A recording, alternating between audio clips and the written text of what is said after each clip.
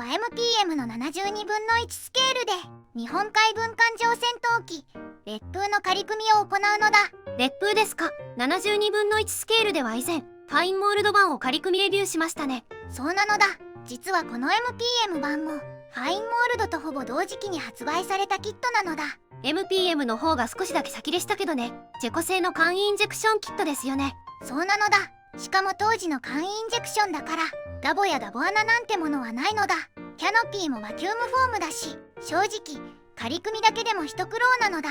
青島の旧キットしかなかった時代ですから MPM としても競合がいないはずと狙って出したのでしょうけど、まさか日本のメーカーが同時期にぶつけてくるとは思わなかったんじゃないかな。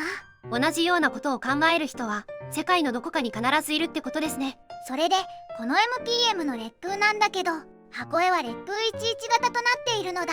誉れエンジンからハ43エンジンに換装してようやく量産化にこぎつけたタイプね。そうそう。でも前回のファインモールド版の動画で気になる情報をコメントでいただいたのだ。それが水平尾翼の形状なのだ。形状？烈風の水平尾翼ってどれも同じじゃないの？実は初期の姿勢烈風は楕円型の水平尾翼だったんだけど、量産型の烈風11型では翼端を切り詰めたような角張った形状が採用されたみたいなのだ。あ、本当だわ。手元のファインモールド版烈風11型は角張っていますね。対してファインモールド版の姿勢烈風は綺麗な楕円型、しっかり作り分けられているのだ。ということは今回の MPM 版はどっちなの？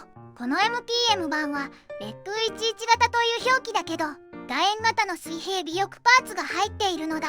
ファインモールドの交渉で見ると形状が姿勢烈風よりということになりますね。そうなのだ。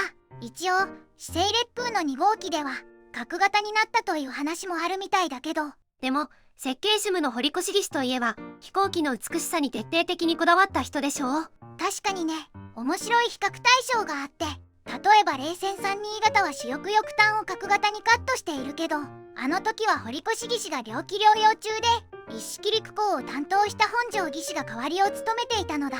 堀越技師が一時現場を離れていた時期ですね。冷戦32型は生産性やロール性能を重視した本庄技師らしい合理的な改修だと言われているのだ。でも堀越技師が復帰した後の冷戦52型ではまた翼端が丸い滑らかな形状に戻っていますね。そうそう。そういう流れを見るとやっぱり姿勢烈風の楕円ラインこそが堀越技師が本来目指した理想の美しさだったんじゃないかなと思うのだ。まあ投稿者の想像ですけどね。烈風11型はエンジンの外形が大きくなったせいで機種のスマートさが少し失われ、垂直尾翼もラダーが大型化、水平尾翼も切り詰められた。完成を急ぎ性能を追求した結果状況的な制約で削ぎ落とされていった姿なのかもしれないわね。交渉を固めたファインモールド版とちょっと交渉が甘そうな MPM 版。簡易キットの苦労はありそうですけど、そうやって見比べると面白いですね。というわけで実際にパーツを合わせていくのだ。まずはパッケージ内容を確認するのだ。お願いします。パッケージイラストは春か雲の上を飛行中の烈風なのだ。後ろの烈風はお腹がオレンジですね。姿勢烈風ってことかな。では中身を開けていくのだ。グレーのランナーが2枚、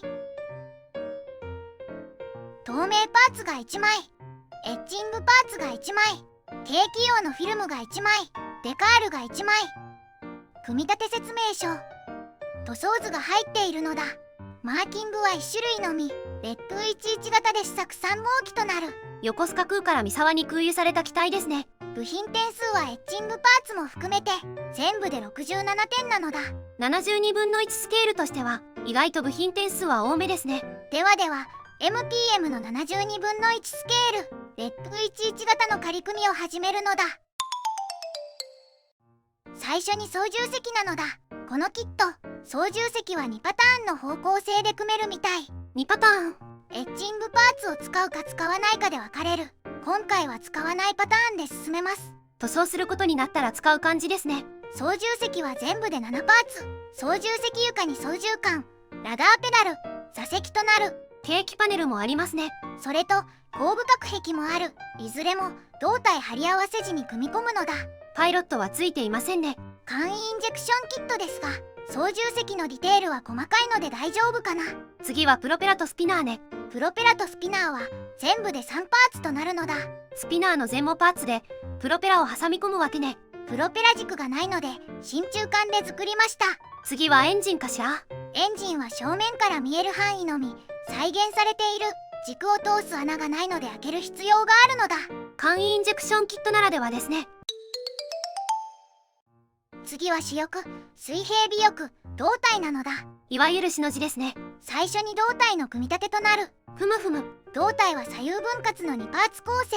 定期パネルと後部隔壁、操縦席の背面、エンジンを挟んで接着するのだ。操縦席は後から組み込めるわけね。そうなのだ。胴体のモールドはどうでしょうか。大モールドとなる。ちょっと頼りないモールドかな。主翼はどうでしょうか。主翼は全部で5パーツ構成。主翼下パーツに左右主翼上パーツを貼り合わせて左右翼端を取り付けるのだ。翼端は角度の指示がありますね。翼端はダボがないのでここも真鍮管などで補強した方がいいかもね。主翼のモールドはどうでしょうか。こちらも大モールドとなる。胴体同様に頼りないモールドとなるのだ。次は水平尾翼ですね。水平尾翼は左右それぞれ1パーツずつ胴体に差し込む構造。前述通り楕円の水平尾翼ですね。次はクリアパーツや足回りなのだ。ふむふむ。キャノピーはワンピースとなるので操縦席の開閉選択ができない。バキュームフォームですね。余白を切り抜く必要があるわけね。取り扱いはしにくいけどもそのおかげで厚みと透明度は抜群なのだ。次は足回りですね。まずは左右主脚。主脚は左右それぞれで7パーツ構成。こちらもダボがないので注意が必要なのだ。かなり細かい作りですね。ところどころエッチングパーツを使うみたいだね。カバー部分はプラパーツかエッチングパーツの選択式ね。その他にも胴体に取り付けるカバーがあるのだ。こちらもプラパーツかエッチングパーツの選択式なのだ。次は尾輪ね。尾輪は1パーツのみ。これもダボがないので注意が必要なのだ。今回は真鍮線でダボを設けたわけね。最後は細かいパーツとなるのだ。まずは胴体上部にアンテナを配置ね。左主翼には気筒管を取り付けるのだ。左胴体には足掛けを取り付けね。足掛けもエッチングパーツなのだ。では終わりに総評なのだ。今回は MPM の72分の1スケールレッド11型を仮組みしてみたのだ。仮組みしてみた感想はどうでした？まず感じたのは仮組みが大変だったというところなのだ。ダボもないですしね。エッチングパーツまで含まれていますからね。もちろんそれもあるんだけど各パーツの合いもややシビアな印象だったのだ。主翼は特に大変そうでしたね。そうそう。主翼は途中から上半角がつく構造なんだけどこのキットはその部分から別パーツになっているのだ。角度は8度指定になってましたね。仮組みでは補強のために真鍮線を使っているのだ。普通に接着するだけだと強度的に不安があるので。モールドはどうでしたか？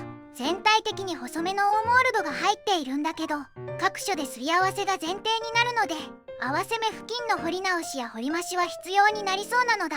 なかなか手間のかかるキットというわけね。そうなのだ。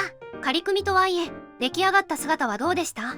そこはしっかり烈風のシルエットになっていたのだ。印象としては姿勢烈風というよりは烈風11型寄りに見えるかなと感じたのだ。